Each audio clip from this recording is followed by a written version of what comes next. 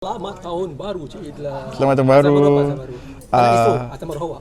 Personal, semoga lagi sihat. Ayuh Cik. Okey tak apa. Untuk hari ini kita nak markah untuk Gegar Vaganza tahun baru. Okey. Markah dia silakan. Okay, Gegar Vaganza 4 Januari, konsep minggu ke-10.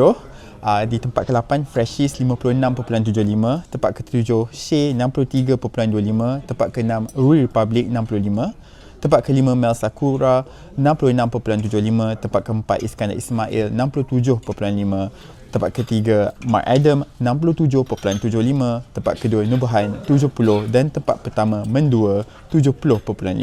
Okey, nak tahu juga minggu ni yang tersingkir? Freshies betul. Tadi kan Nabi ada cakap kata ada pemenang-pemenang, beberapa orang pemenang untuk penonton akan menerima hadiah-hadiah termasuk tiket ke peringkat akhir. Itu maksudnya jual tiket, akan ada jual tiket ke tiket tu sebenarnya tiket yang biasanya diberikan tu memang tahu pasal tu.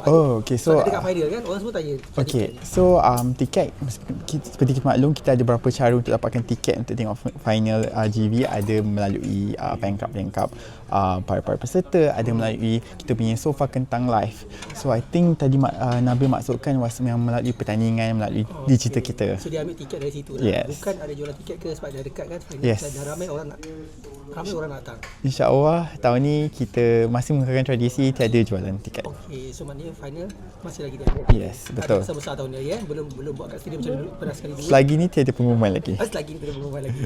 Okey Lailan, terima kasih lah. Terima kasih. Selamat tahun baru. Selamat tahun baru.